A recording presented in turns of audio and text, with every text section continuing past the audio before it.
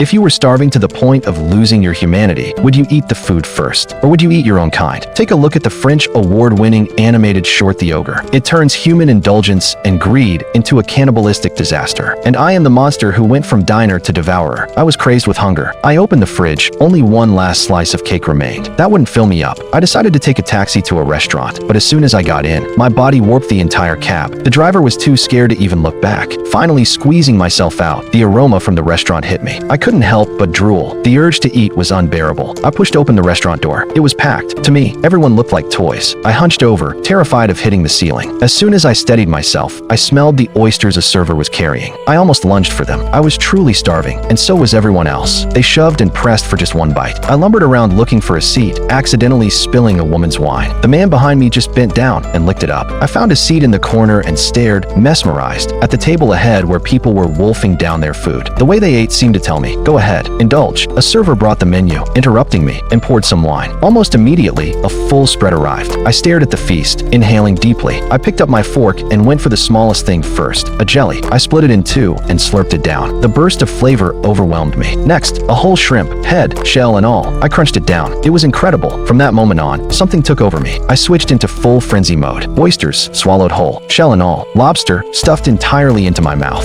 Fish heads, octopus, vegetables, anything edible went in. The more I ate, the more my body swelled. Soon, I was wedged in the restaurant, unable to move. But I didn't stop. I devoured the last roast pig on the table. By then, I took up half the dining room. People around me were laughing. But instead of stopping me, the waitstaff climbed onto me and started dumping food into my mouth like garbage. Watching everyone else also eating wildly, the sounds of tearing, swallowing, drooling, it all merged into a curse that shattered my last bit of sanity. In that moment, I was no longer human. I grabbed the diner next to me, still eating, and stuffed him into my mouth. The crunch snapped me back. The screams of the other diners pulled me to my senses. I vomited desperately, horror, regret, disgust all surging up at once. I crawled toward the door like an animal, my clothes torn off from swelling. Naked, I stumbled into the outskirts of the city, then collapsed, so heavily that I brought down a passing airplane. I opened my mouth, and everything I'd eaten came rushing out. I let out a breath and exhaled a wail. After emptying myself, I lay drained on the ground. When I woke again, the whole world had shrunk. My drool had become a stream. My waist had formed a desert. My vomit had carved out rivers. And my body, now half the size of the planet. I lay there in space, looking at myself like a corpse exploded by desire. I pushed off, floating into the endless cosmos, surrounded by the undigested evidence of my greed. This short film's visual style is deeply unsettling. It's hard not to think of No-Face from Spirited Away. But in truth, the ogre in this film was never born a monster. It is the physical manifestation of human greed and endless consumption. What I devoured was not just food or other people. It was the vitality of the earth itself. After ravaging the planet until it was scarred and hollow, I launched into space in search of a new home. Isn't that exactly what humanity has done? Just like in reality, faced with endless temptation, can you hold on to who you are?